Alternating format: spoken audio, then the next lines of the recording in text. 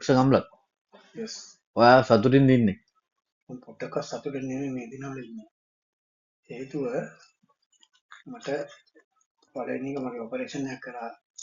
දකුණේ ඉතින් මගේ පෙනුම අඩුයි ඒකට මට මේ දවස්වල කිසිම රැකියාවක් කරගන්න බෑ ඒකට මට ආර්ථික අපහසුකම් තියෙනවා ඒකට මට මගේ ජන ජීවිතේ පොඩ්ඩක් අඩාල වෙලා තියෙනවා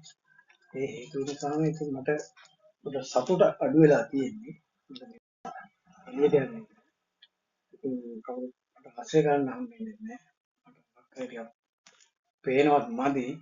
එතකොට ඒකත් එක්ක මට ඉතින් සතුට සීමා වෙලා තියෙනවා ඒක තමයි මේ වසර තියෙන සතුට පිළිබඳ ප්‍රශ්නය දැන් මේ දවස්වල නැතුව ගත්තාම නිකන් සාපේක්ෂව ජීවිතය ගත්තාම උදේ ප්‍රශ්න නැතුව එහෙම මට විශාල ගැටලුවක් නැහැ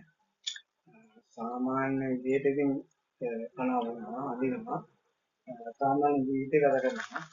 හැබැයි මට ආර්ථික ගැටලු ඇවිල්ලා තියෙනවා මොකද